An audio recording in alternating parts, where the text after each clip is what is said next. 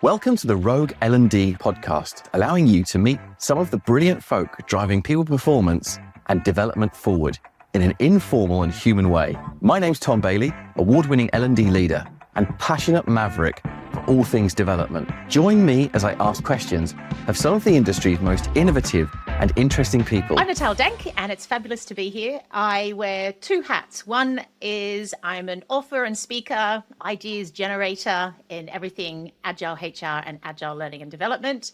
And the other hat is I run a specialized workplace transformation consultancy where I mainly work with the people teams of business to drive performance and value-led outcomes. Beautiful. Thank you so much for joining Rogue L&D podcast. I really appreciate it. And I think one of the things I really love about you joining is that you are a native Australian. Even though you're not living here, you're living in the UK, you are originally New South Welsh. So you grew up in Jervis Bay, is that right? Jervis Bay, yep. So I'm a coastie, and I always, therefore, lived on the south and east side of Sydney when I was in Sydney, went to Sydney Uni and UTS, and always go back at least once a year. So. And how much are you involved with what happens here in terms of learning and development and HR? Do you still have links? Yeah, definitely. So I actually work with clients still in Australia, and in particular, my last sort of main engagement was with CBA or CommBank, as then affectionately known. Yeah. And we did some really interesting things, particularly sort of in the learning space. So I actually did some leadership coaching with their HR leadership team, linked to a big workplace transformation that they had. And so helping the team understand how to use agile methods to run their strategy and fit into the new kind of OKR environment that they've got at CBA now. And then I just did a stint of actually upskilling their HR business partners. So we spent a few months doing online sprints around working as a business strategist, product-led, strategic, and really tried to kind of start that transformation shift, I suppose, for HR business partners. So yeah, love working in Oz, and it will always be home. Yeah, I bet you missed the coffee as well. Yeah, well, coffee's got a bit better, because there's been a lot of Australians move to the UK. I actually live in Scotland, and it's interesting. My mother was born in Scotland and was a 10-pound pom when she was young, and that's how I ended up being born in Oz and growing up there. So that's a story for later. Yeah, we now have decent coffee, particularly where I live in Scotland. I live in quite a foodie area, so it's quite cool. Beautiful. Yeah, nice. And the thing I thought that was interesting about the work that you were doing in Oz is you mentioned the leadership program as well as agile working principles with the HR team. But you've delivered that all virtually. None of it was in person. Yeah, some of the leadership coaching was, but most of it was digital and involved extremely early mornings. I think what helped is that I also did some work out there. So I actually contributed to this big leadership program that they had. And I think because I had met quite a lot of people and I had established relationships, that means the online sessions were better. But it is, it is challenging, definitely. Yeah. We've skirted around it by talking about Agile HR and Agile L&D, but tell me what you're really passionate about. What I am passionate about? Well, I think I get on my high horse these days. I saw that you had David James on so we're old friends from way back, and we kind of shouted at each other about these types of topics. It's all about, we have to deliver value, and when we're working in an organization, it's about helping that organization ultimately deliver value to their end customer, whoever that is, whether that be the community because they're a charity or not-for-profit, or it's a product that they sell on the market or a service they provide. And we have to demonstrate that value and see that performance shift. What we do, we need to make the job easier. We need to build the skills that makes it happen. We need to remove, impediments and obstacles and really help each person in that organization deliver their best work. And to do that, I talk about working product-led. And I've embraced it probably more over the last few years because I find it's a really nice way to help people understand how to deliver that value. So I say that by understanding the employee experience as your product, You then go out to deliver value by solving shared problems, because we buy products in our everyday life to solve a problem or get a job done. I drive electric because I need independence. I need to get where, I need to drive around. But I also wanted to drive something that had, great acceleration and, long-term value. It was going to be cheaper to fuel, and it emitted less emissions. So there were a series of shared problems I have with other people that have also bought an electric car. If you take that concept into the world of L&D and HR, we have to go out and fix problems. And, onboarding is a classic example. There's a series of shared problems. A new person or someone that's changed roles needs to log on from day one, needs to feel they can contribute, needs to understand, their goals, how how's their skills complement their team. The organization have some shared problems to solve. They want productivity from word go. They want, this person to connect and deliver. And so once you start articulating the problems to solve, it is so much easier to then design the right type of solution, but track the fact that you're solving that problem. And from word go, you can start to demonstrate the value. So that's my thing these days. I talk about working product-led, understanding the problem you're solving to then deliver value. So, yeah, beautiful. And we can talk about it all day. Let's talk about it a little bit more. So most people that listen to this podcast work in L&D or HR. How do they find those problems? How do they identify them effectively? Well, there's loads of them. This is the problem. You actually have too many problems to solve. So that's where some of the agile mindset comes into play. So what you ultimately need is a way to prioritize ruthlessly what to go after and why. And that can be contextual, because then you need to think about the business strategy, the product or the service that the organization is ultimately delivering, the gaps of capability, the business needs, or maybe there's a new product or a challenge that needs to be solved in the business itself. And so ultimately I find that is kind of more the skilled space. And what I do find is that I think probably over the years, we've tended in L&D and HR to jump to the solution straight away. So we see these problems. We also often get given the solution. So we talk to a business leader and they go, oh, my team can't do this. I need skills development in this particular area. Oh, okay. And so not only have you already been given the solution, you're instantly thinking of what you can do. Where I think the true skill is, and this is where we become business leaders, not just L&D and HR leaders, is spending time in the problem itself. Okay, well, what's going on here? Why is this an issue? How would this impact performance and delivery of value to the end customer? Why is this problem more important than this one over here? And where do I start and why? Do they link? And so I actually think you can identify loads of problems. People come to you all the time with them. It's actually hard to decide which problems to solve. And that's where the skill is. Yeah. Yeah, you mentioned that's where the skill is. Obviously, you've worked in the Australian market. Where would you say, or do you have an idea of where you think that skill is prevalent across ANZ? Is it a pronounced problem, or are we ahead of the curve? Are we slightly behind? What would you say, without offending anyone? I was going to say, yeah, put me in the spot. Put me on the spot. So I often talk about skill levels and maturity and all of those kind of topics.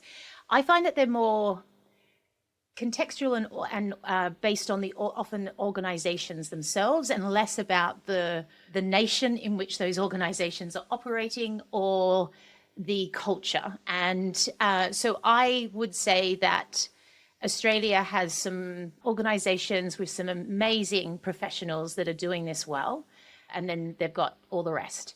And that's exactly the same in the UK and Europe, where I work a lot. I would say that, like a great example is I work a lot with Scandinavian organizations. And there's always been this sort of assumption that they're ahead of the curve, or that they instantly already work more collaboratively or more agile. And actually, a lot of them don't. And a lot of them are quite traditional. For me, it depends on the organization. It depends on often the leaders that are involved that you're working with. And then I feel that there's a real appetite in Australia to lead in this area and to build those skills. I think sometimes it's hard to execute if you're in a more traditional environment, and can hold you back. It's like, I didn't really answer it, but I don't think it's black and white. You can't just say, oh, Australia's ahead or behind. It's not that. Very it's much diplomatic, more Natal. And diplomatic, you've also burst the bubble on the Scandinavians, because I still think they're way ahead. They're just too cool. Yeah. Oh, they've definitely sorted out their kind of general society, and so they know what they're doing. Yeah. So look, if there's L&D folk listening, which I know there are, what would be your advice to understand more about Agile L&D? What would you recommend looking at or focusing on to start with? Well, you can definitely read my book. Definitely read your book. Follow me on LinkedIn and have And some what's chats. remind us of the name of your book? Agile Learning and Development. You can see it in the background. Yeah. There it is. Next to some of the other one. Yeah. And I've got a new Available one. at Amazon and... Yeah, exactly. In all good bookshops. I'm actually writing a third book at the moment. Well, trying to get started. And that's going to be published early next year. And that's going to be more workplace, kind of more holistic. But I think that L&D and OD are critical organizational capabilities for where we're at in the world and what we have to achieve in workplaces. And so there'll be a big component in that book. So that's a little plug. I need to write it first. So. Oh yeah. Okay. So yeah. And so where do people start? So there's some great thinkers that you've had on this show, I think. So, and it's applying some key steps to how you go about solving a workplace problem. And I think it's seeing it as a workplace problem to solve to begin with. It's not a learning problem necessarily. And there's a lot of people and teams I've worked with have been L&D teams where, because they see it as a learning issue, so it comes to them as okay, we need to build leadership capabilities. Oh, okay. And they see it instantly as a learning problem. And so therefore, the management development specialist sees it in this way. The e-learning specialist looks at how they could design the solution. The coaching specialist looks at this way, or the psychometric specialist. And instantly we've broken this problem down into these topic areas, and we trip up because we're instantly in that solution mode. So actually it's lifting up and going, okay, how do I see this as a business problem to solve, or a business challenge? What's going on here? What are the different components? And spend time in that problem. And then I'm a big supporter of using design thinking techniques, or human-centered design. And, immerse yourself in the research, what's going on, use personas, go and understand the experience that people are going through, and hear it in their own words, what the problem is. Then, overlay some analysis, and then start to kind of prototype and test small solutions, and experiment really cheaply. Like, an example I often use was an L&D team that were given career development was seen as an issue. They were losing people after 2 years at the organization. And it was significant. A lot of people said to them, oh, you need to build a competency framework and career pathways to solve this problem. They said, you know what, let's lift up. And what they did is they went and, they did personas, they did interviews, they looked at research, and then they went, actually, there's a series of problems to solve. But one of them's quite interesting, is that there's loads of job opportunities in the organization. It's really big, but people don't know where they are. They don't know how to apply. Managers don't know how to, help people move around the organization. They're just not visible. So let's start there, because the other problems are things like, helping managers develop others, they sound a bit harder. They're not as clear at the moment. Let's start here. And they thought about making a marketplace website that people can have their LinkedIn profile connected to different jobs, and, and actually generate this movement internally. And they saw that if they upped internal movement and job placement, they actually would up performance, because people that move internally generally perform 70% better, and they hit the ground running. So there was this this clear kind of bottom line value. But then they're like, well, will people even use this website? How do we know? So their first test was literally mocking it up on cardboard and doing a little lab session where people apparently even got to the point where they, clicked on the cardboard. So they were like, okay, if this just landed in your inbox, what would you do? Oh, yeah, that's interesting. I'd click on that. Okay, this is now the landing page. What would you do? Oh, it says link my LinkedIn profile. Oh, no, I don't know what. Oh, okay, why wouldn't you do that? And only based on the evidence that they had a high percentage of engagement did they then go and do the next test, which was running 3 months of a website in certain parts of the business. And interestingly, that gave them so much data. Who clicked on a role, who moved a job into a new job, who didn't click on roles, who didn't use it at all, and why. And one of the things that happened was one part of the business couldn't even use the website technically because it just wasn't on the right domain and server. So there was no use having that website for them. That's an example of how, and that was not an L&D solution, really, if you think about it. But it was the L&D team that ran it because they saw that the business problem, the first thing to solve was this area. So there's definitely, having coaching and understanding the skills in that, but there's so much out there on how to apply some of these tools into your everyday. Go and, I can give loads of links after this podcast. That is such a good example. Thank you so much for giving that example, because there's a couple of triggers that you got me on there. The first one, at the very start, you said, instead of thinking about it as an L&D problem, thinking about it as a business problem. What is our brand? Are we here as L&D professionals, or are we here as value creators? And we might still work in learning and development, but the perception of what people expect from us and see from us could be completely different. And the second piece, I love your example, because you're absolutely right. Everyone listening who works in L&D will get requests for, I always pick on resilience training because it's an easy one, or presentation training, or whatever. Yeah. The thing that gets me is no one has validated that. So someone's come to you with that based on something they did 20 years ago that they thought, sandwiches were pretty good and the person was really friendly. So just do something like that, because that's what I've been conditioned to think about. Our job is to validate that and to go, well, hold on a minute. What is it we're trying to do? We're the value. I love that. So you could go anywhere with that. Presentation training may end up being anything. Well, there's a really, I can't remember his name. Is it Wallace? Someone Wallace and he talks about. Was it Guy Wallace?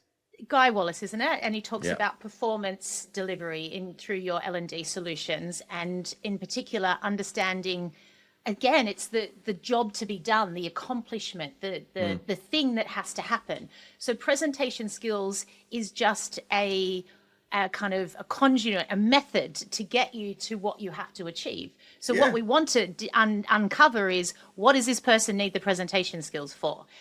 They're going in and they're doing pitches, in a high attention, high pressured sales situation. Okay. So actually we need to help them understand how to get their elevator pitch across, or, convince a stakeholder to buy in the room, or they get too nervous when they first go in and then they don't say enough. So, okay, let's kind of focus on that. And then your evidence of delivering the value is that that person makes a sale. And until they do that, you actually have no evidence that whatever you've done has been successful. And so I think, again, what's the product? Because everyone thinks, presentation skills is the product. It's not. It's actually the problem to solve, the job to be done. And once we grab hold of that, then we can track it, we can measure, we can understand the impact that we've got. Yeah. That is so brilliantly, articulately and clearly set. So thank you for that. That's incredibly helpful. And obviously we're talking about aspirationally brilliant times and how we're going to, rule the world with our agile approach. But is there a time when it hasn't worked for you and maybe didn't go as well as it could have? I don't know if that's a good thing to say at the moment. I think, well, Agile's an interesting one, to be honest, because like so many things over the years, it became an industry in itself. And I've actually just released a HR and people priorities report. And controversially, my priority 4 is that Agile HR is dead. And everyone's like, oh my God. But what it is that I'm saying it's evolving and it's evolved. And what happened with Agile, particularly in the tech space, it became this massive industry.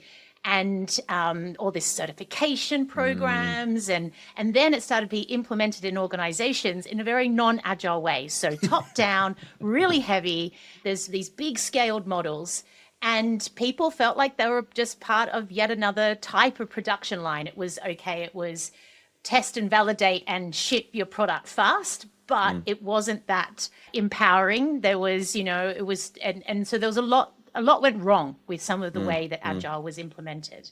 Some of the kind of true Agilists like myself would just say, well, it all goes back to some key mindset, which is some key values about how you go after what the problem you're solving. And it's understanding value. It's understanding how to do that in an incremental, evidence-based, data-led way.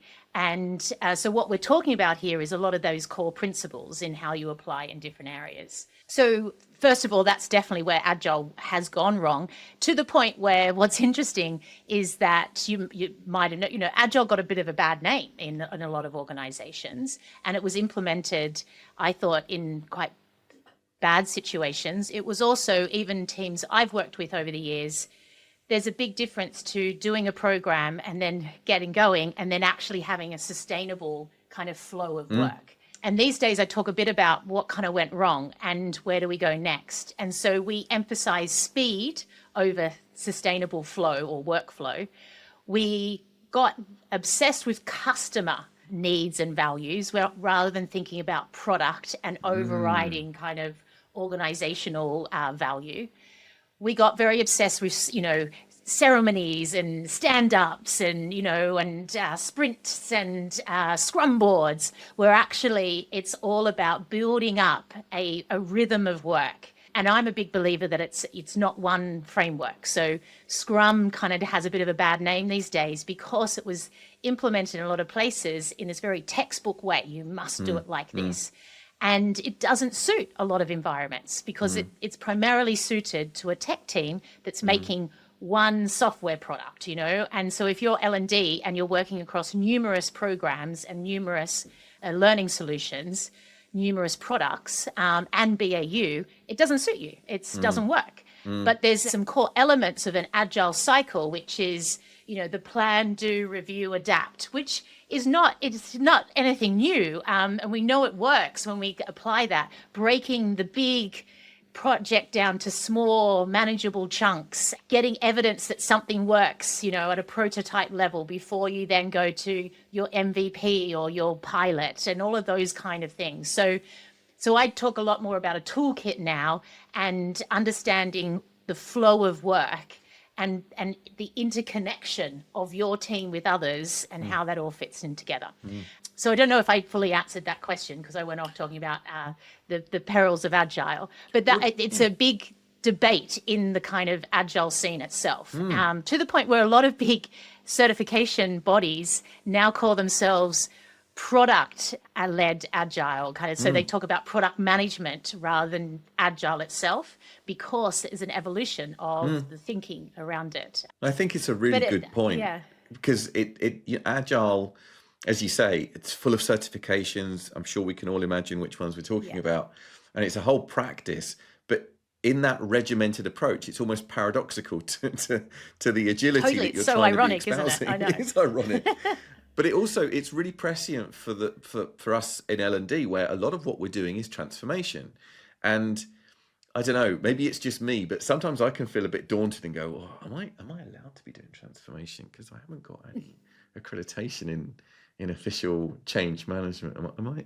I mean, I've been doing it for years, but you suddenly think, well, everyone's got these flashy titles and stuff. And I'm not saying it's bad to invest in yourself at all, but you do suddenly go, hold on a minute, should I not? Maybe I should hire someone who's got a couple of letters after their name or some of those flashy accreditations. Totally. Yeah, I know. And it became this, it was a way of making money for some big consultancies as well. And that actually, I will call that out. There was some big consultancies, names won't be mentioned, that essentially took some of those scaled models, created their own version, and then went into organizations ruthlessly and said, you must scale Agile in this way. We're starting with this department, then we're going to this one in 12 weeks, and then we're going to this, and it was like a machine. And so the whole change, traditional concepts of to change management out the window. And I always talk about the kind of the history of work. And, we always talk about that sort of that shift from the kind of more Taylorist approach, the production line, the separation of sort of the specialist and the doer from the manager and the supervisor. And then what's interesting is Agile essentially comes from Lean, which started, as we know, in Toyota, and looking at just in time, quality circles, Kaizen, all this kind of thing. And what it was it recognition that the person doing the job was now too far away from the customer.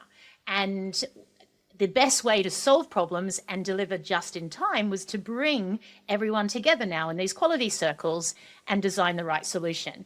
And then Agile comes out of that because still with some of I thought the Lean kind of ways of working and principles, there was still a bit of a hierarchy. And some of the pure Agile concepts was actually you don't need managers. If you have all the skills in the team to get the job done, and you've got some key roles that play off each other to create that accountability and ownership, you can deliver great work. And it's actually, believing in people. And I love that concept around Agile. It's belief in complexity. The world is complex and you need to solve problems differently. It's a belief in people, and it's a belief in proactivity. This idea that if you test and validate and learn from failure, learn from mistakes, you constantly move forward. Experiment is key, And if you think about the world now, that is so important because it's moving so quickly. The only way to make a decision is to quickly test something, validate, understand your next move. So if you then think of where we're at now, Agile became this kind of machine in itself, this industry in itself. So we're having a natural rejection. But whenever I work, particularly with L&D people, because they'll say, oh, now that I'm doing Agile or design thinking, can I still use appreciative inquiry, or can I still? And I'm like, totally. Or can I do? I did a lot of ADCAR around change. I'm like, yes. So you just keep adding to your toolkit because, as you say, transformation, you'll pull on all of those. And when I've done a lot of my, I've gone in and I've played the Scrum Master, the Agile coach, I pulled on my L&D background more than I pulled on my Agile, always. It was because I had done my time as a facilitator that I could then go in and coach an Agile team. So I think L&D people are some of the best, the most skilled in the organization to lead transformation, definitely. They often just don't have the influence, I think, sometimes, hand in hand with that great experience. Sorry, I went on a rant there. No, it was brilliant. I think also that we're also probably the most humble and least likely to shout up about how we can get involved and drive performance change. and I think the dilemma sometimes is we love a framework and we love a complex, a theory. Oh, let me talk you through the 4 stages of, and a lot of people in the business don't want to hear that. And so we can lose our audience a little bit too quickly, and we can do it in the facility, when we facilitate, let alone when we speak to our stakeholders. So I'm a big believer of using business language to talk about the solution. Let go of all the L&D speak, and you can do all of that a bit later when you're designing the actual solution. But don't lead with that; it doesn't help you. Always lead with the language of the people you're talking to, and totally, if you turned up in, I don't know, some distant, far off place, let's say you're in Mongolia, you're not going to start speaking English loudly to people in the hope that they'll start understanding more. Exactly. It's the You're not going to shout thing. competencies even louder. Exactly. Skills-based. Exactly. Well, all of those things, it's and I do it with Agile as well. So I don't necessarily mention the word Agile particularly if I'm speaking to business leaders.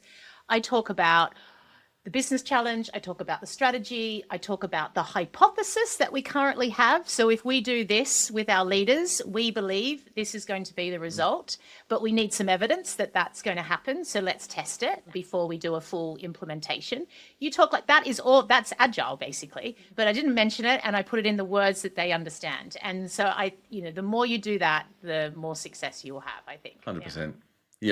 What are they hoping to get out of it? Not an exciting competency framework, but what they're hoping No. to get out of it is impact and change and Totally. revenue Yeah. or I want whatever to it see is. my people sell Yep. this or Yep. have these conversations or design this kind of product. Okay, let's work out how to do that. Yeah. So, yeah. Nice. In your career, obviously, you've been through a lot and you've had some incredible experiences. What would you say is the proudest But I still moment? look really young. So, Tom, yeah. I'd say 25. But Yeah. what is your proudest moment in your career, or the thing that you go, oh, that was really good?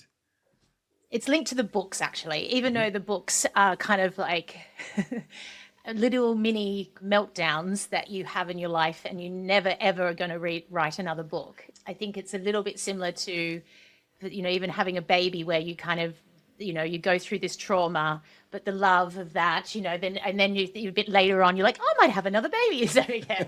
And so you sort of kind of rewire your brain and forget about the trauma. So, so that's been definitely connected to some moments that have really thrilled me. And there was the Agile HR got translated into Chinese, but also Italian. And the Italian one was two people that I knew actually asked if they could translate it, but then add relevant local case studies. So kind of add some elements to it. And then, of course, we launched it in Milan, and I got to go, and there I was in Milan signing books, and so that was just amazing to have your work not just translated, but also then living and breathing in new ways. And so that was really lovely. And then I have some moments where I did a lot of conferences, and if someone comes up to me with a book, and there's post-it notes in it and notes, and they, I've been really looking forward to meeting you, and get a selfie, and it's my little celebrity moment, and it's amazing, and it blows my mind every time. That is beautiful. Thank you for sharing that. That is nice. I can only imagine what it's. I mean, firstly, writing a book. People will say to you, "Oh, if you have a certain idea, you should definitely write a book." The thought of writing a book fills me with abject dread. I mean, I think there's a saying that that's what you meet a lot of people that are going to write a book.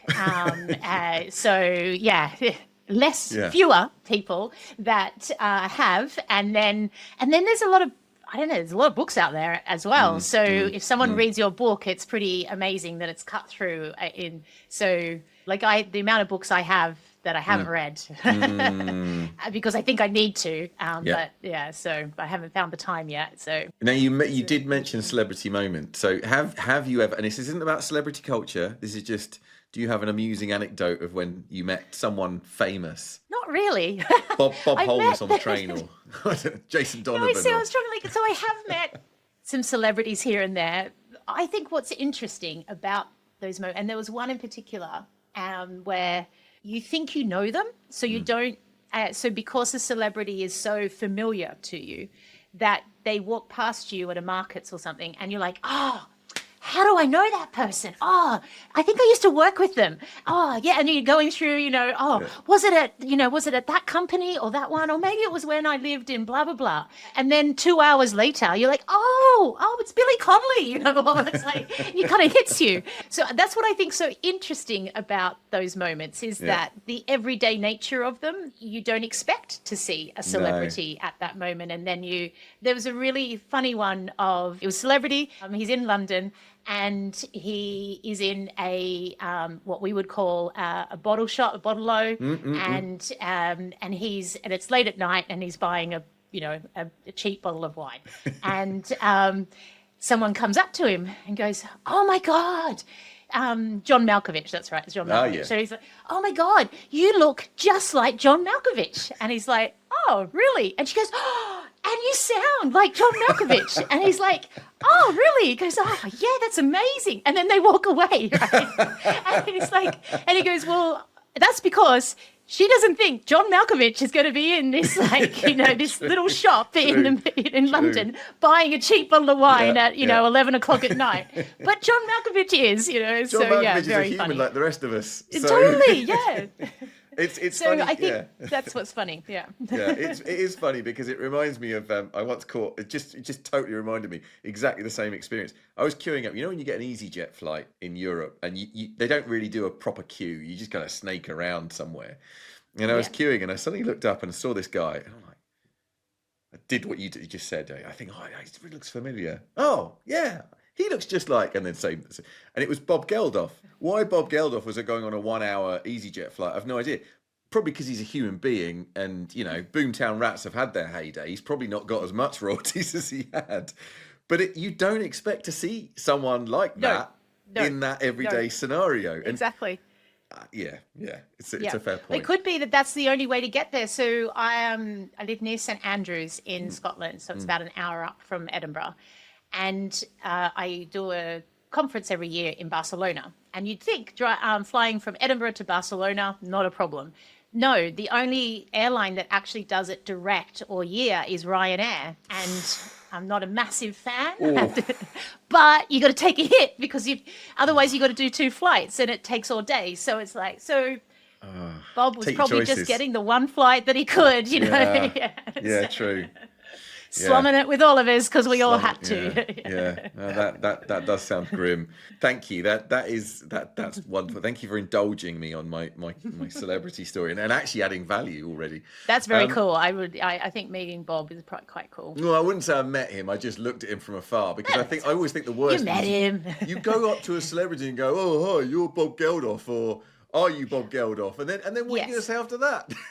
Totally. No, I don't think I've ever gone up to one of my siblings. I think there's been some when they're maybe at a drinks reception or a conference or something. And then if I get an opportunity to chat and I say, "Oh, I really love your work," that kind of thing. But otherwise, I've never been the one to run up and, "Could I get your autograph?" No. So look, let's pretend that you're the celebrity at a conference. You're giving a keynote speech. And someone comes up to you and says, "Hey, Natal, what is the one thing in L&D that I need to know or I should really focus on to drive what can I do to change it?" What would you say as the celebrity expert?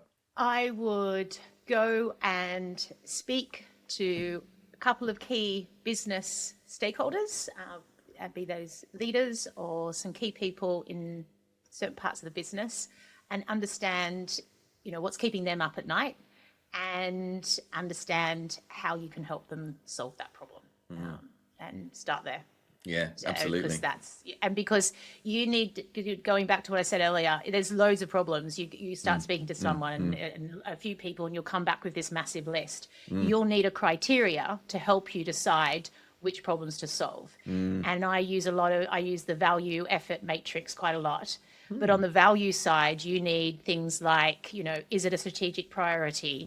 Is it a reputational risk? Is it time critical? And there'll be a low, medium, high for all these different aspects. And then as objectively as you can, by the end of it, you're like, okay, well, this problem is what we go after first, this one second. If you can go back to those business leaders and explain why you've selected this problem, what the value is going to be, and how we're going to go about it, I think beautiful. You've got a great relationship. Yeah, you have. Yeah, that is the basics. That's exactly the crux of what we're trying to do. I know I'm really conscious of time. What's one thing that not many people know about you? Well, so I think I mentioned it at the start. So my mother was born in Glasgow, and my grandparents lived in a tenement flat, in Glasgow back in the day, which were, you basically were living in that one room, and you had a bath in front of the shower, and there was even a toilet outside. So I think it was in the tenements, there was 4 rooms that all then shared a toilet. So the outside dunny, but in Scotland where it would be freezing. So and so my grandparents became 10-pound poms, which we know is a big kind of migration that happened. And they were one of the first groups to actually be on a plane. So it wasn't a boat. And so my mother would have been about 12, and she was the eldest of 5. And interestingly, apparently they applied to go to New Zealand first, but because they had 5 children, they weren't allowed in, because you could only have 3 if you went to New Zealand, apparently. But Australia let you in with all your kids. And so they got this flight, and they apparently had to stop. They stopped like 5 times because this was the 50s, 60s, you know, where you had, so it would have been horrific. And so it took days to get there. And then they were in a migration camp for 6 months out in the western suburbs of Sydney. So apparently they left Glasgow and it was snowing. It was in February. They landed in Sydney, and they're out in kind of Cabramatta type area, you know, kind of out west where it's really hot. And 40-degree heat. Apparently my grandmother cried for 6 months, you know. And what a culture But shock. they settled. They then got a house, and that's where they lived, of course, in Blacktown. You might know it, out in the western suburbs for the rest of their lives. Well. And the story goes from there. But what's really interesting is when my mum was young, she used to go to this little town called Anstruther, which is this little harbour beach town, and has apparently the world's best fish and chips.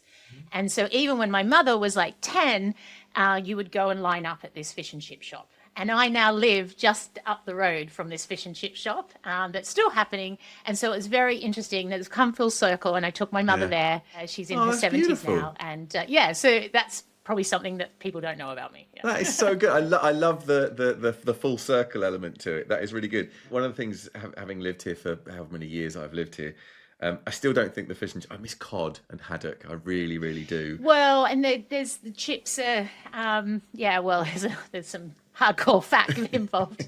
The frying, often lard, but it's it tastes good. Shall we say? No, some good. And what's interesting around here, that the sort of the main fish and chip shops, they have their own trawlers. So actually, the fish is coming straight off the boat to the shop, and is not frozen. And so that's, I think, what is also the difference. It's that and that kind of big fleshy fish, white fish, that's good for frying. If people want to find out more about you and your practice, what's the best way for them to find out? Well, I have quite a unique name, Natal Dank. There's no one else on LinkedIn, so you can find me very easily. And then my company is called PXO Culture. So if you go to pxoculture.com, you'll find me, you'll find all my resources, videos, etc. And you're happy for people to get in touch and say hello? Oh, yeah, I love a chat, as you can see. So Perfect. Just drop me a message and I'll have a chat. Well, Natal, I really appreciate the time today. Thank you so much. Thank you for so much enlightenment around and perspective shift on something we might have known or we might know about, but actually setting it out in some really good examples. I personally found it really useful, and I'm sure the listeners did too. So thank you very much for your time. Thank you for being a prodigal daughter coming back to Sydney to talk to us. It's very much appreciated. My pleasure. And hopefully I'll be back in a few months, and I'd love to meet up for coffee. Absolutely. Thanks, Natal. Thank you to our guest and to you for listening. If you want to boost the impact of your organisation's people development practices, I'd love to connect. You can find me at thomasbailey.co. Alternatively, you can look me up on LinkedIn.